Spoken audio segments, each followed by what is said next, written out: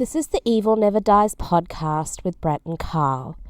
This podcast may contain adult themes, violence, and strong language. Listener discretion is advised. The Evil Never Dies podcast.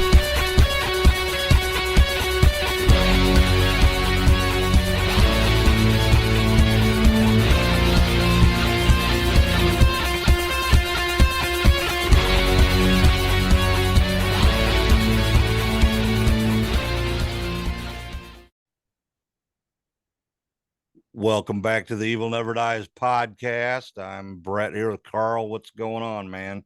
You know what's going on. We've been working all day in that haunted house, and I even worked in it All almost day. all night, All day, all night. trying to fix a coffin door that's effed up now. That'll have to wait till tomorrow because I can't see anymore.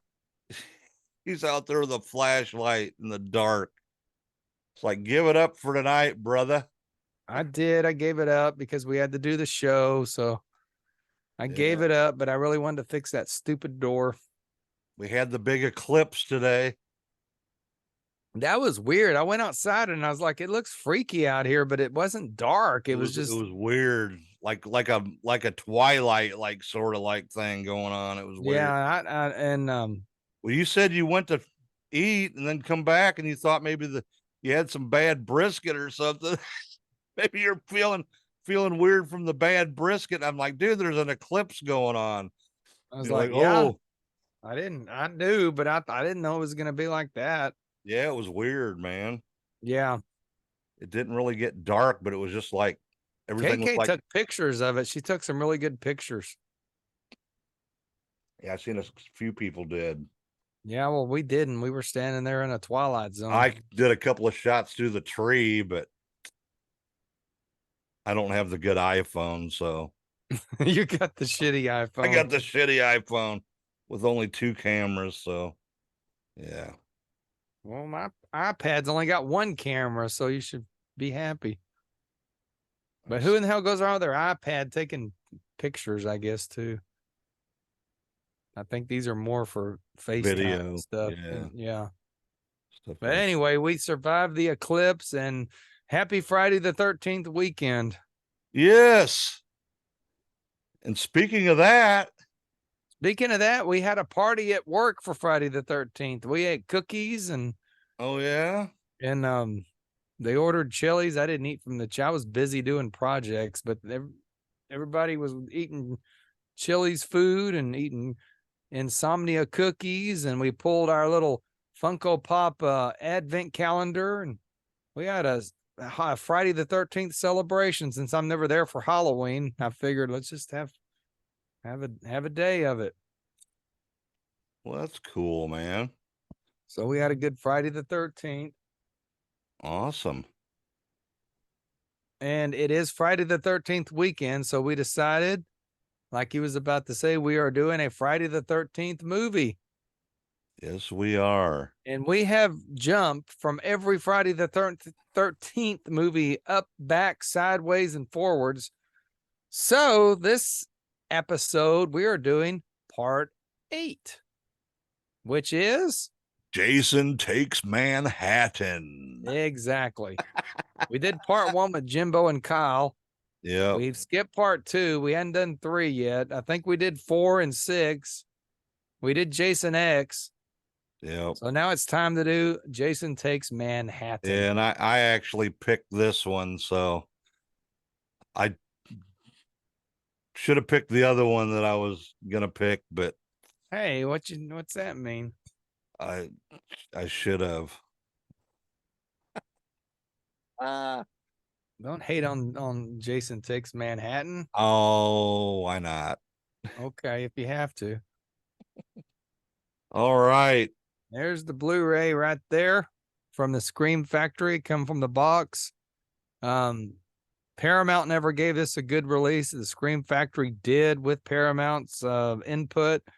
So you can only get this through the box. Scream Factory still offers it. If you like all the movies, every one of them's in it, including the remake, which we also reviewed on the episode because I said it was a supernatural episode. of Friday the 13th. So pick this up from Scream Factory. There's a sale going on right now. So if you like all the Friday the 13th, you can get them now and get them cheap. So there's my Scream Factory endorsement.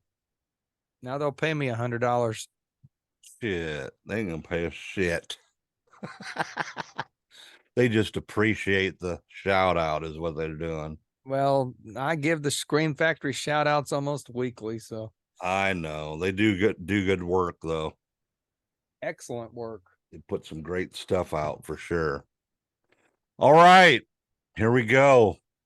Friday the 13th part VIII. Yeah, they changed the Jason? name of those.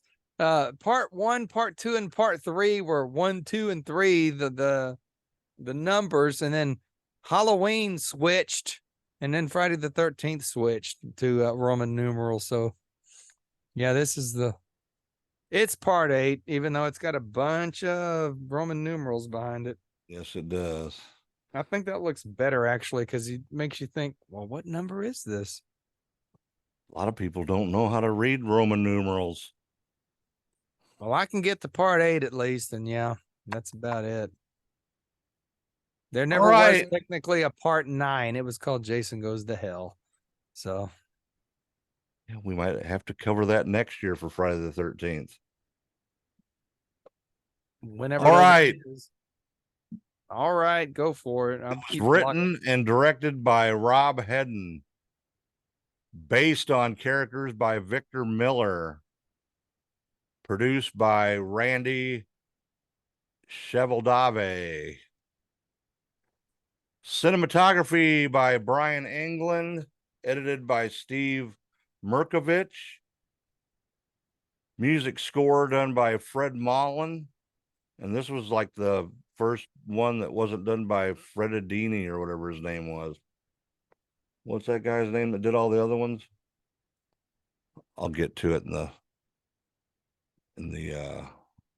notes. In the notes, yeah.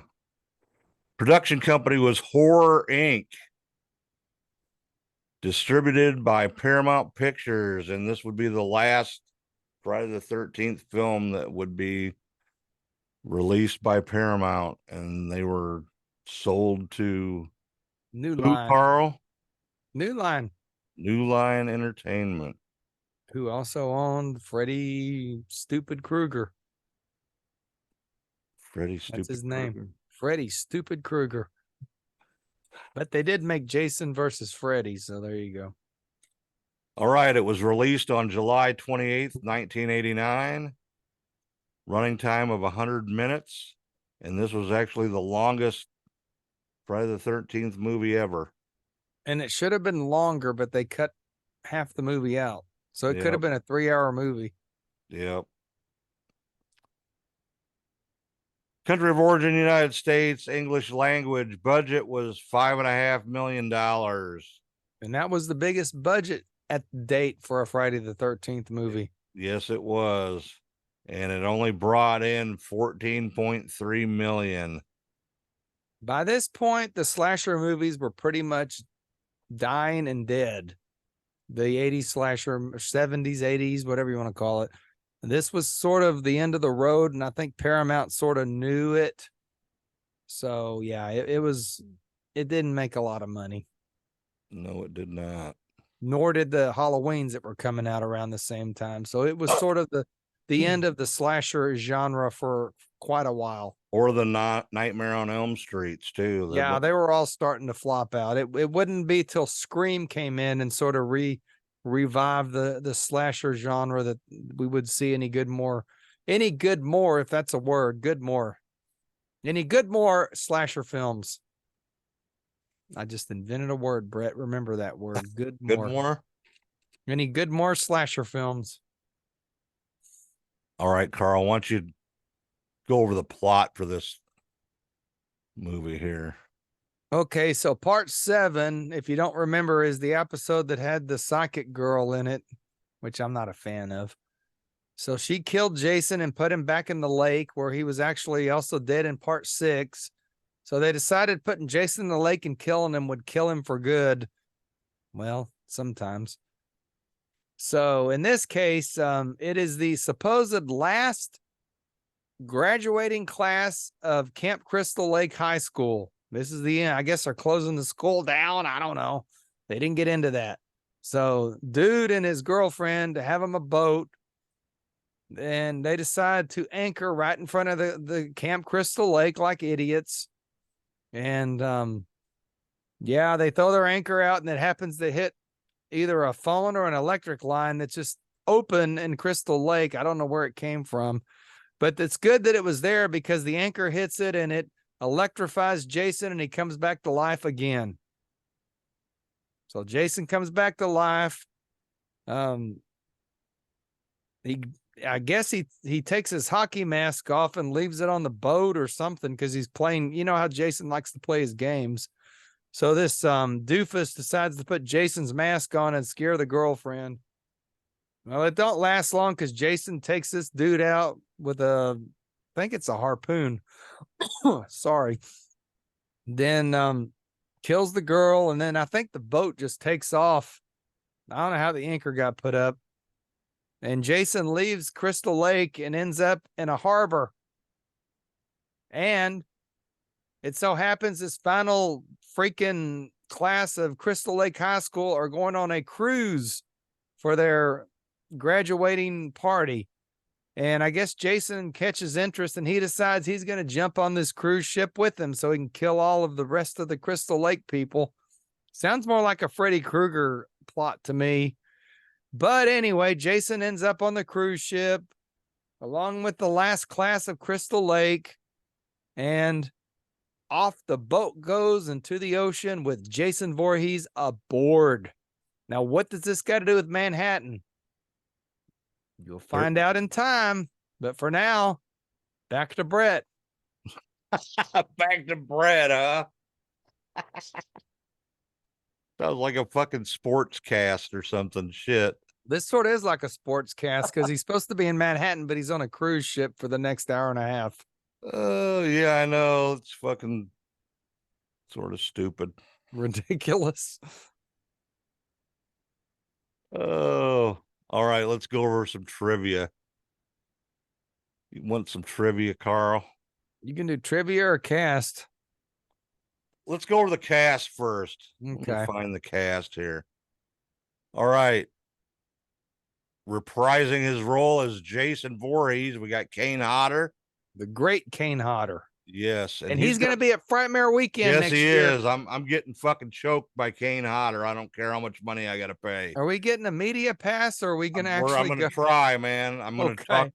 Because Daniel Harris will be there too. So we didn't miss anything last Saturday. So exactly. Yeah, we were supposed to go see Daniel Harris last Saturday up at Lloyd Pryor's store. He's got a horror movie store up there in but we had to work on the haunt, so we missed it. Yeah.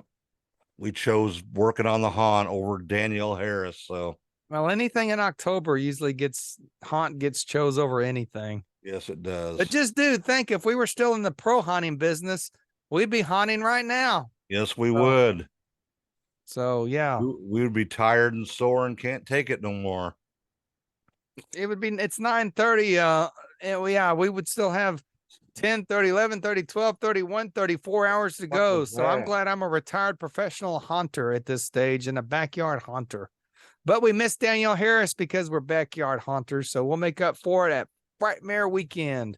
We're going to see her and Kane Hodder. And I'm excited about them both. I'm thinking group photo. Wouldn't that be cool? Yes, it would.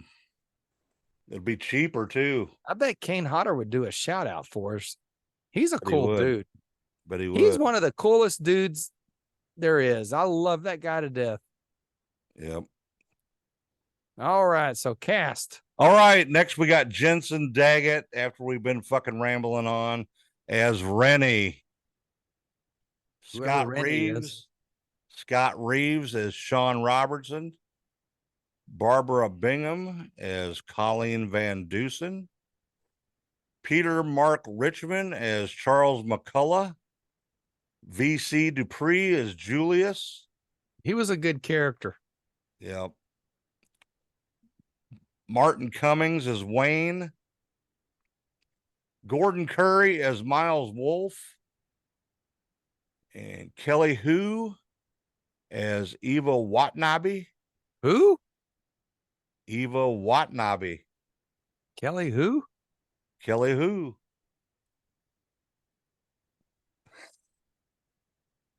I'm cracking you up, man. Oh, fuck. Charlene Martin as Tamara Mason. Saffron Henderson as JJ. Alex Dyken as the deckhand. Oh, He he's was the one that fun. says you're doomed. You're doomed. It was Yeah, like it's a a homage to what's his name? Crazy Crazy Al, Ray. Crazy Ray or Al or whatever his name is. I think Crazy Ray was the mascot of the Cowboys, but yeah, it's close enough. And Warren Munson as Admiral Robertson. Now, and then you got the kids that played Jason. well, we won't worry about them. Well, anyway, it was They don't need to be credited. We don't care. And I guess there's a guy named Ken Kurtzinger who played played Jason in Freddy versus Jason. He played the cook in the restaurant in New York City. I thought that guy looked familiar when I watched this Thursday night. Yeah. So that is the cast. Except for the kid Jasons, we cut them out. Yeah. Because... Fuck them kids. Exactly. That's the cast of Friday the 13th, Part 8. Jason Takes Manhattan. Aboard a cruise ship. Now you got the Blu-ray of this. I got the Blu-ray. I got all the scoop. Okay, let's hear some scoop from. Okay, here's the story behind Friday the 13th, Part 8. When I first watched this, and I saw it in the theater, I noticed that it was very non-gory.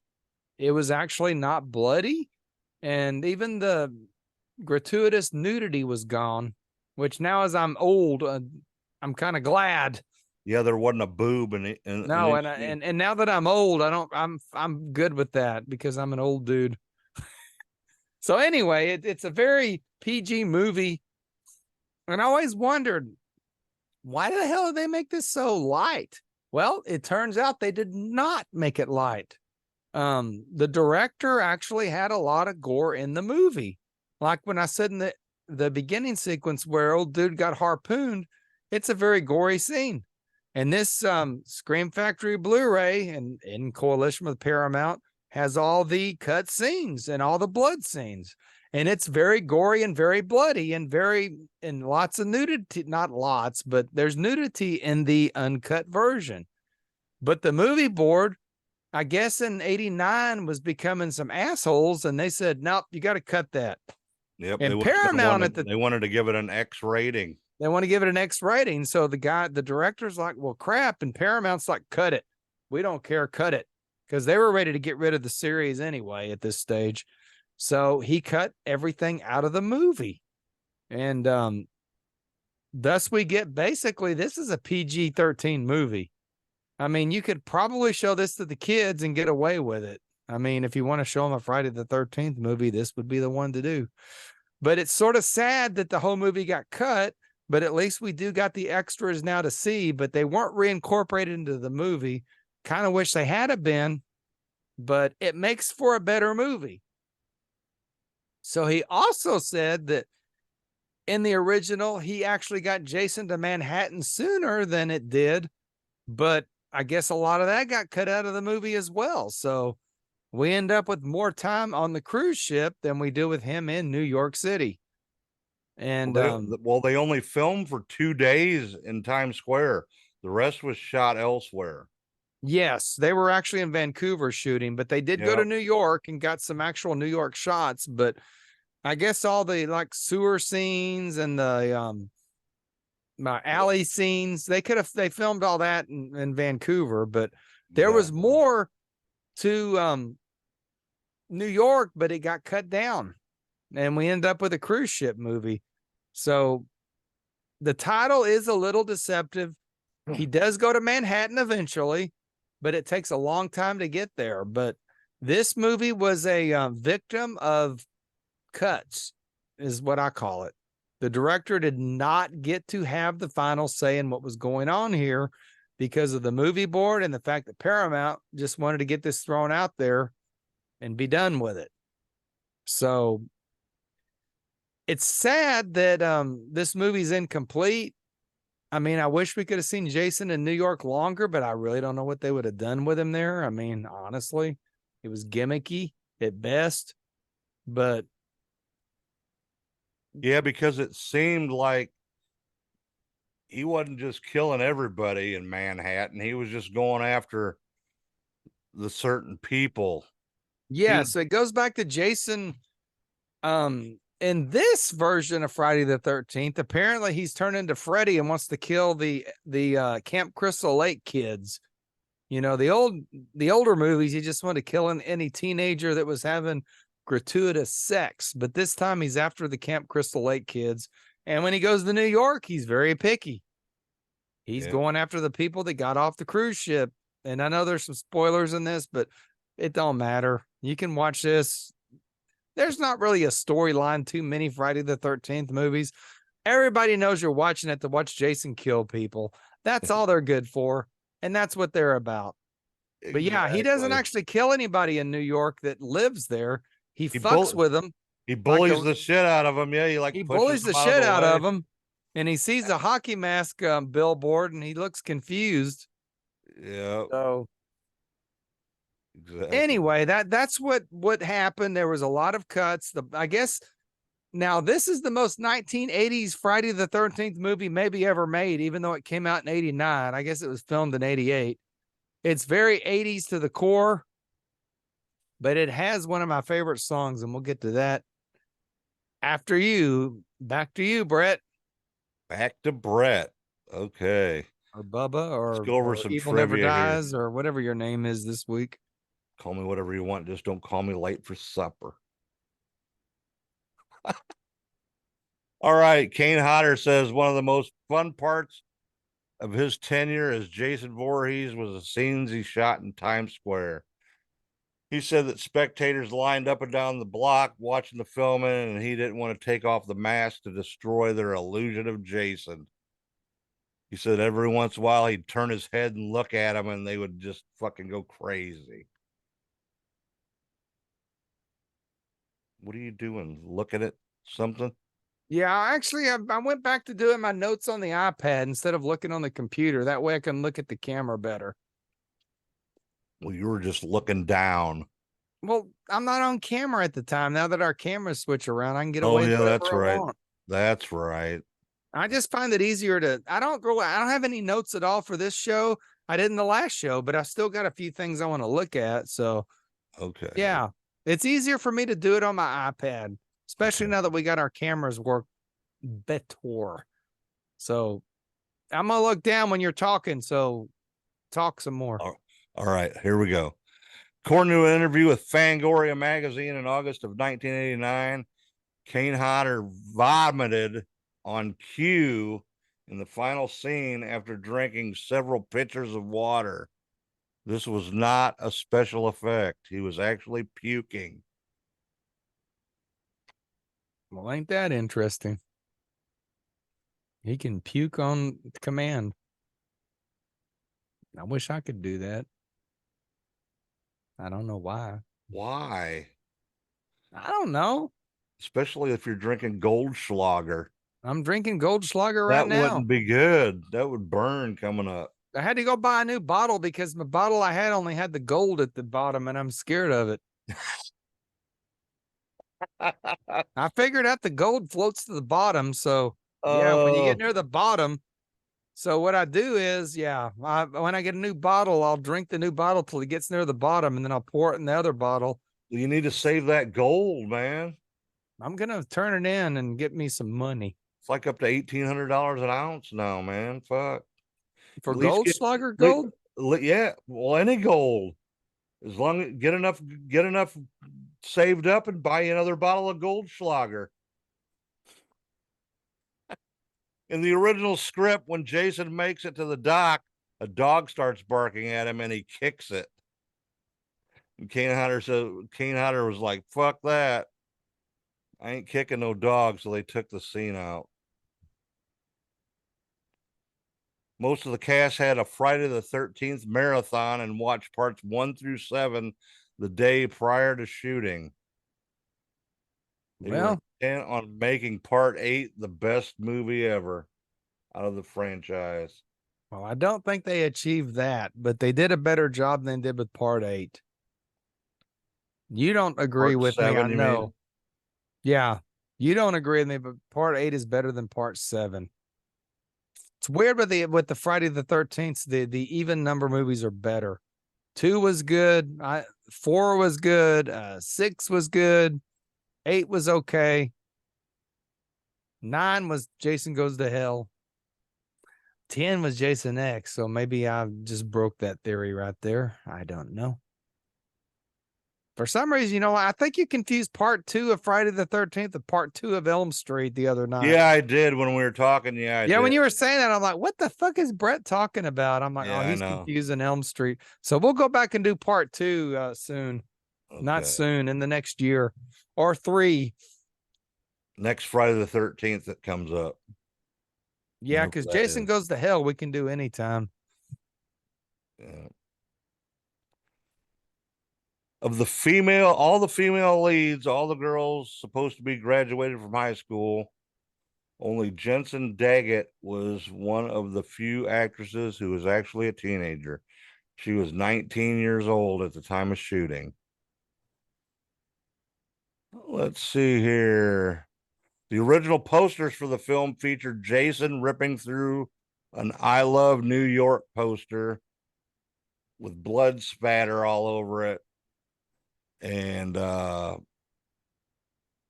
New York City Tourism Committee didn't like it one bit. So they pulled it.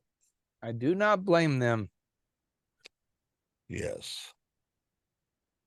Let's see here. The only Friday the 13th film to have a blooper reel on both DVD and Blu-ray. Yeah, I didn't watch the blooper reel because that stuff annoys me. Don't know why. I like the blooper reels. Well, you're a lot funnier guy than me. I'm more serious. I'm funny? Why am I you're funny? more funny and I'm an asshole dickhead. So yeah. I'm mean and ornery and cruel. And a total asshole. Oh. You're not. You're the nice guy. I'm the fun nice guy. I'm the funny guy. You're the fun guy. I'm the dinko fuck. When they first came out with this, when they were first doing the script and everything, they titled it all Ashes to Ashes. So they made it a fake title so nobody would see what it was. Yeah, they also titled the script that too. Well, one of the actors said that they were on stage and met another actor and said, well, I'm doing Ashes to Ashes. And they're like, oh, well, I'm making a Friday the 13th movie, so we must be doing different movies. So even some of the actors weren't sure what was going on at the time. Really? Yep, exactly. So I don't know why they were keeping it a secret. I mean, these movies were coming out like every 2 years at the time. So I don't know what the mystery was. Maybe because he went to Manhattan, they wanted to keep that mysterious. Yeah, New York City wasn't the whole New York City thing wasn't. They didn't like it. The tourism. Maybe that's why it's called Jason Takes Manhattan versus Jason Takes New York. Maybe Manhattan didn't have no say in it. I don't know. I don't even know that he was in Manhattan proper. Was he? Maybe. Well, it's all New York City. It's just but you got your different boroughs. You got the different boroughs. I think he was in Queens. They should have called this movie Jason Takes Queens. Or Jason Takes Brooklyn. Yeah. Or Jason Takes Long Island.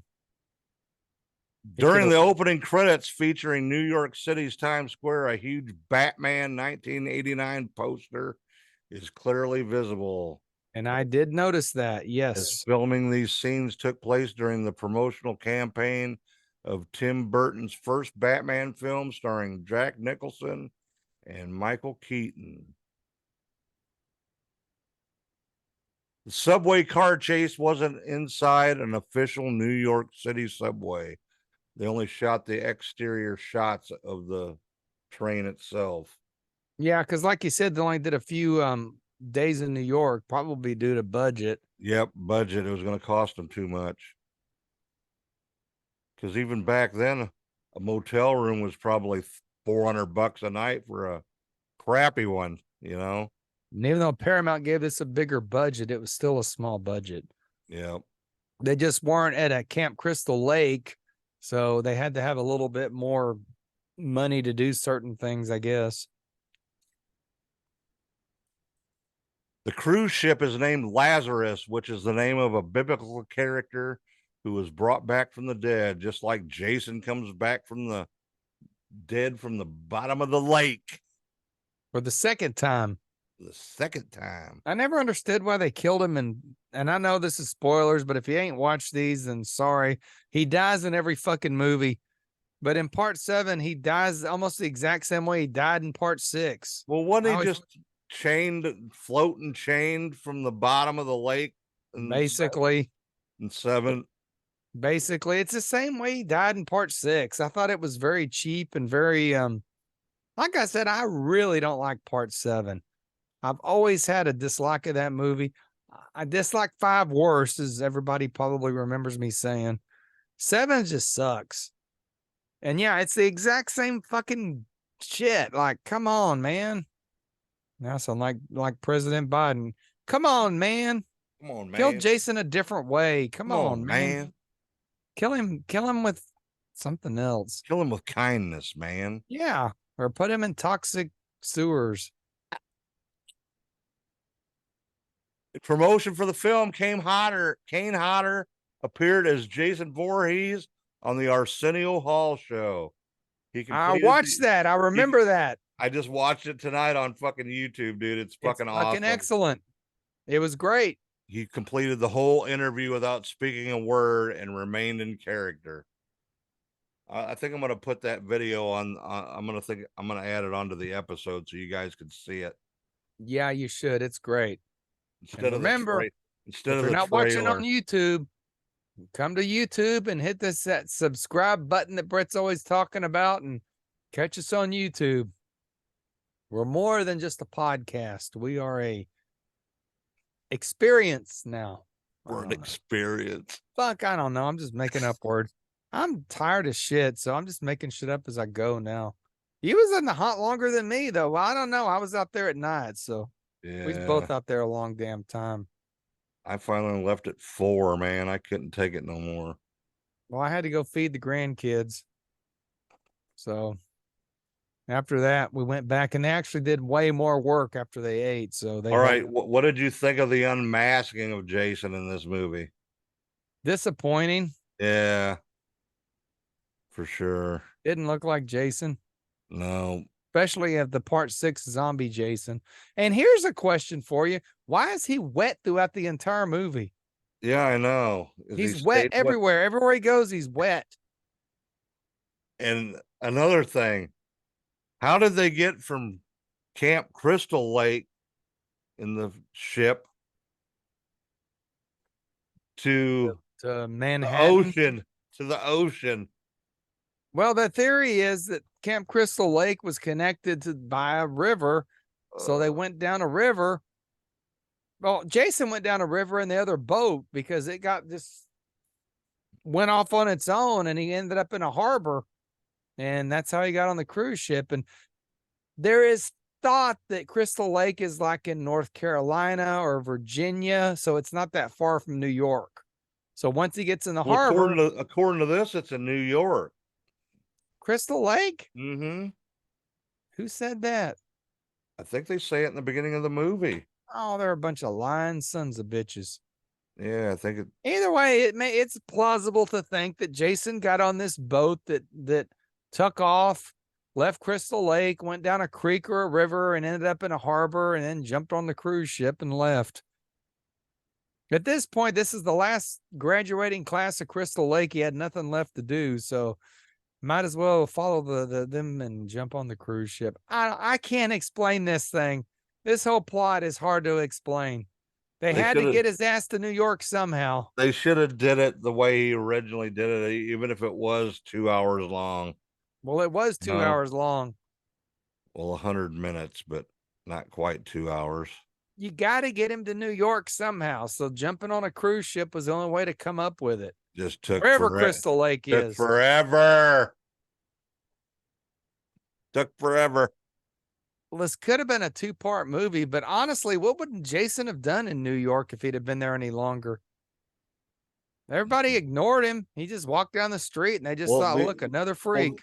The only thing they showed about New York was people doing drugs in alleyways, shooting up heroin and snorting cocaine. Is that not what happens in New York? I don't know. That's the what they thought New York was, I guess. Well, this was 89, so probably was. Might have been. Might have been. Might have been. Might have been. But anyway, that's the only way to get him to New York is to put him on this cruise ship and go that way. This was one of the only Friday the 13th films, 3 Friday the 13th films, not scored by Henry Manfredini. That's his name. I was trying to say that earlier. I forgot his name.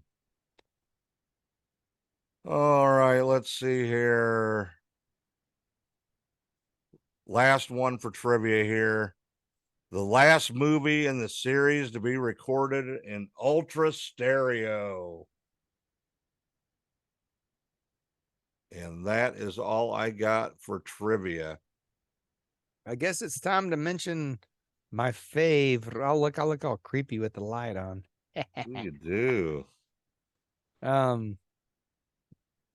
The Darkest Side of the Night, performed by Metropolis. That is the opening song to this movie, and it's the most 80s song ever produced.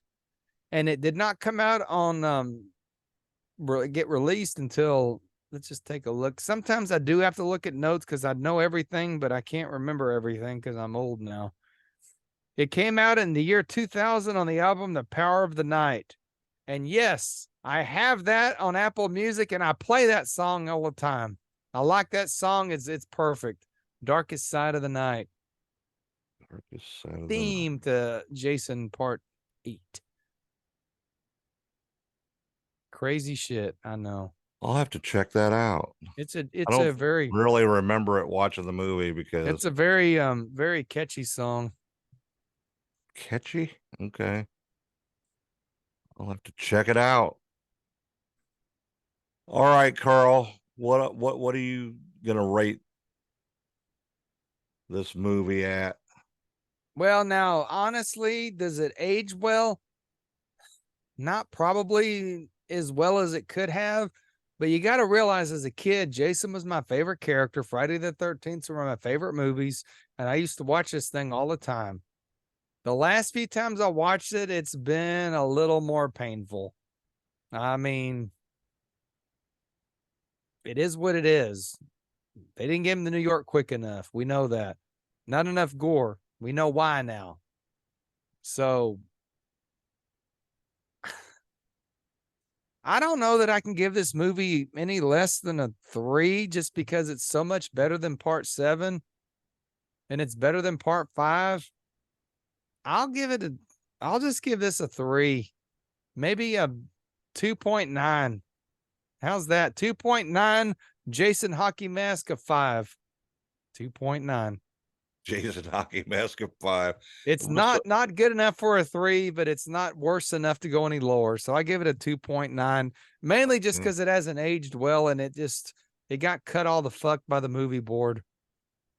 Okay. That's all I can give it. I mean, I don't hate this movie at all. I have very good memories of watching this as a kid, and it's not the worst. It's not the best. 2.9 Jason Machetes.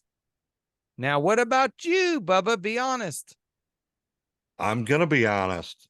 Go for it. I seen this the other night, and like you said, it does not hold up well at all, in my opinion. Very cheesy, 80s, probably the cheesiest Friday the 13th ever. Oh, fuck no. It's not the cheesiest. Yeah. Jason X is the cheesiest. Then there's part 5. Jason's not even alive in it. How can it be? How can anything be cheesier than that? That's worse than Friday the 13th part 3 because Jason's legitimately dead. He's never At least dead. in Halloween He's never 3, Jason, dead. he was dead. At least in Halloween 3, Michael doesn't exist in that universe. No, go ahead. It's not the cheesiest, but go for it. I think it's the cheesiest. Just the whole, it's like they took all the 80s vibe from 80 forward and they put it all in this movie. Agreed. It's very 80s. Very 80s. Very 80s. Including that 80s ass theme song that I like. Kane Hodder, great job. Best Jason ever, I think, in my opinion. When I seen this when it first came out, I didn't really like it. I wasn't too impressed with it. I think I actually seen it in the theater. I did see it in the theater,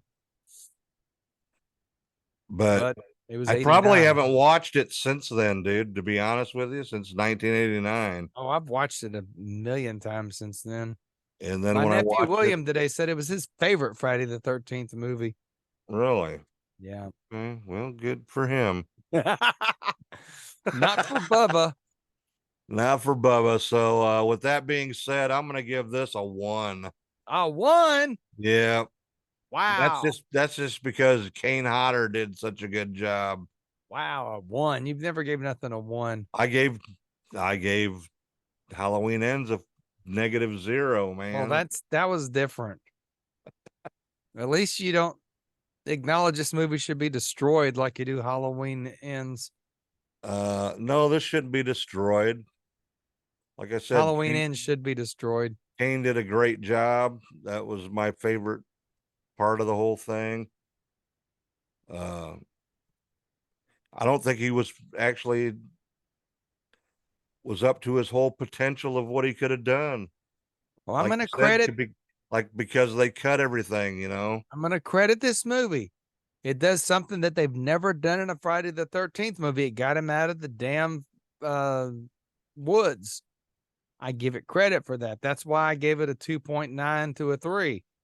They break new grounds in this movie. It doesn't work like it should, but at least they tried. They damn well tried. Yeah, I give it that. That's what I give it. I mean, they tried. They broke new ground. They did something different. So that's why I can't hate completely on this movie. And yeah, I'll watch it again. Sure. I'll watch it again. I never hated this movie. I probably won't watch it again. Part 7. That movie's dumb. Part 5, that movie's a 1. We'll never review part 5 as long as I'm on this show. If you fire me, you can review it with your new host, Jimbo, but not with me because I ain't ever reviewing part 5. Oh, Jimbo. Yeah, he was supposed to come on we were supposed to do a free-for-all with Jimbo tonight, but he's busy. He's busy. He's busy. That's all we'll say about that. Yeah. And I'm dumb. I confused the dates. I thought he was busy Sunday night going into Monday morning, but no, he's busy tonight going into Sunday morning. Yep, so exactly. I can't read and I can't comprehend, apparently. So sorry, Jimbo, that I'm a doofus. I misread. I sorry. We'll catch up with him soon. So yeah. I'm giving it a 1. Okay, you give it a 1. I'll give it a 2.9. All right. And the damn Blu-ray's great. It's really good. because the later Friday the 13th never got any good treatment from Paramount. So, like I said, if you like them, check out the Scream Factory before Halloween. They got some big sales going on, and you can get some of this expensive stuff a lot cheaper. So, if you want this box set, order it now, because you never know when this thing is going to get pulled, and you'll never be able to get it again. And the value is going to jump up $100 per year. So that's my Scream Factory. What all movies you get in that box set? All of them. Every Friday the 13th ever created. And how much is it? I don't know offhand. I'd have to look. Okay.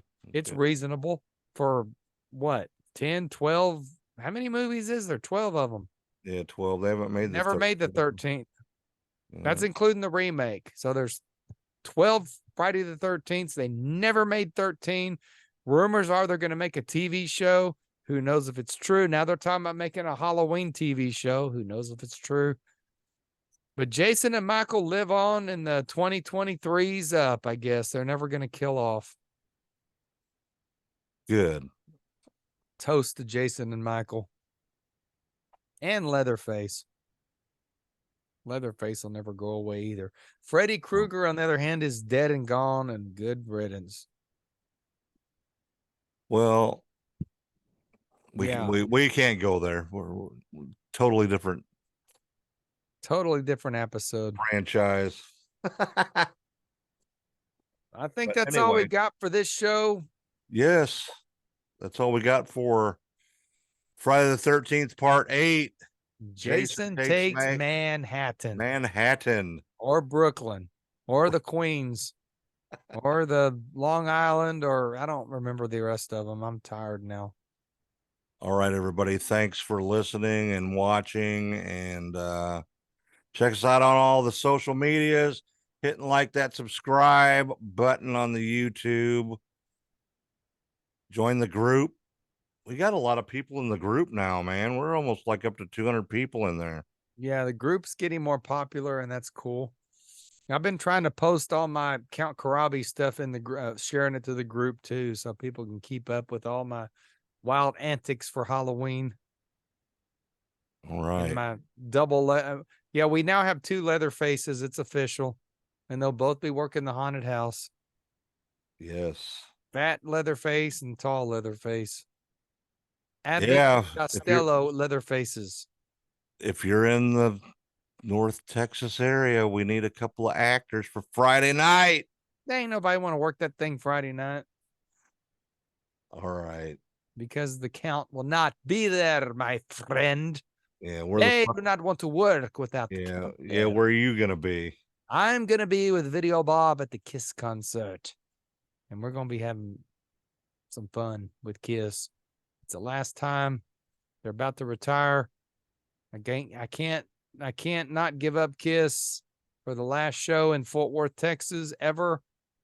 Fort Worth and Kiss have a long history, and this is going to be a fun night and special to me. So sorry, folks, I won't be at the haunt until about 9:30, because Kiss is old and they usually stop about 9 o'clock. So there you go. Bring them to the haunt. Bring Kiss to the haunt. We may bring Kiss to the haunt. You never know, man.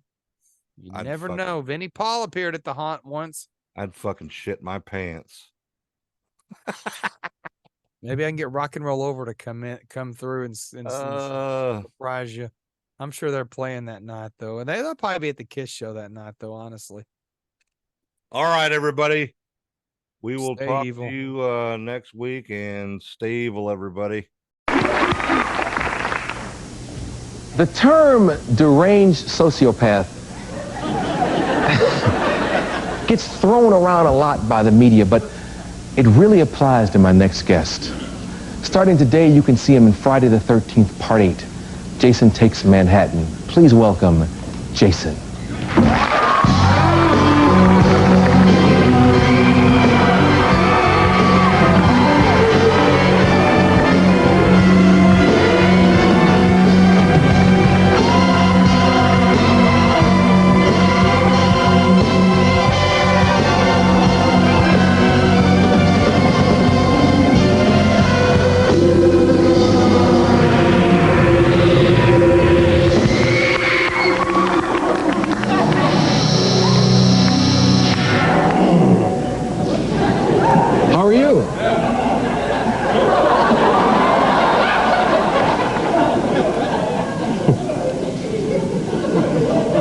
Good.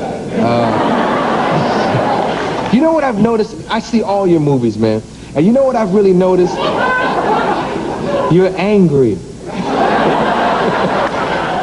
And I don't mean to laugh, excuse me, it's just the way I am.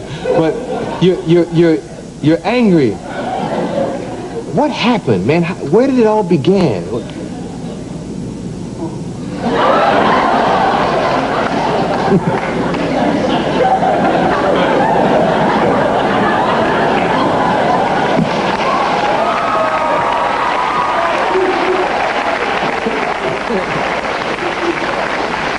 You know what I mean? Was it a woman? Did you get cut from the hockey team in high school? What happened? What's up? Okay, let me ask you this. I saw the new movie, Jason Takes Manhattan. You killed 16 people. I don't know why I'm laughing, man. You killed 16 people, and you were responsible for the death of 8 others. Total, that's less than what you usually kill in a movie. Are you getting soft? Are you losing a step?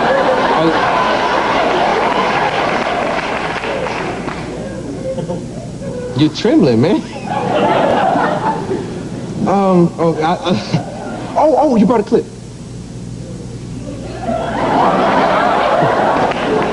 Would you set it up for us?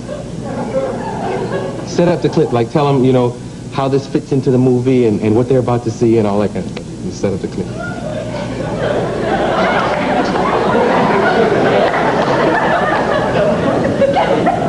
Jason Takes Manhattan. This is clip.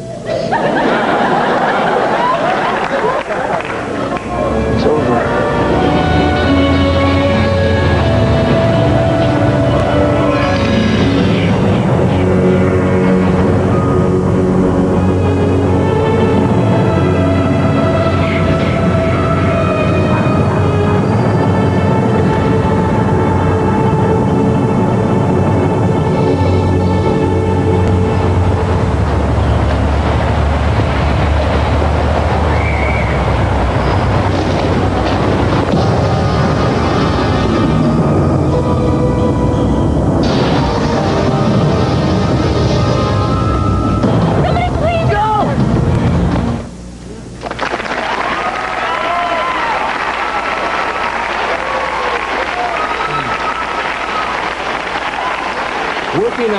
Working on the streets of New York, did you get a lot of people come up to you, ask for your autograph and stuff like that?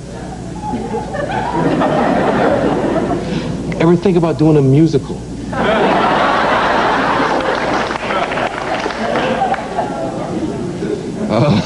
I'm running out of questions, man. I know what I wanted to ask you. You didn't kill anybody with that big knife you usually kill people with. Did you change because you were afraid of being typecasted as just a big knife killer?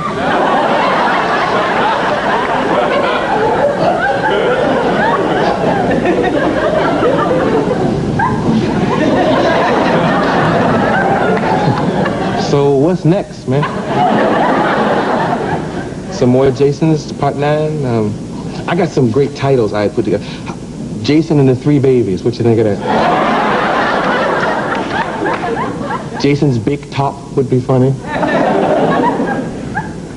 Jason Rabbit. That would be great. Jason, when Jason met Sally, would that be funny? You don't do many comedies, do you?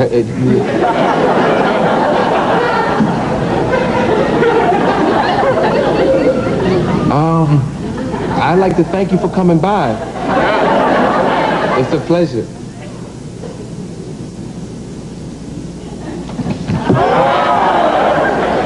Jason, ladies and gentlemen.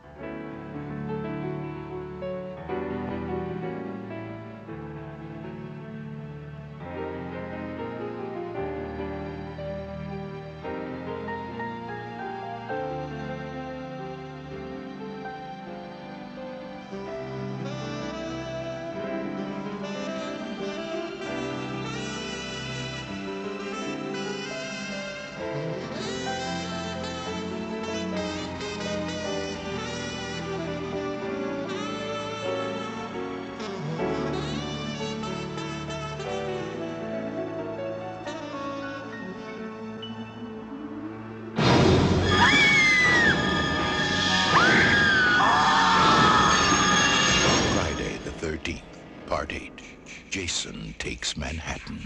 Now, New York has a new problem.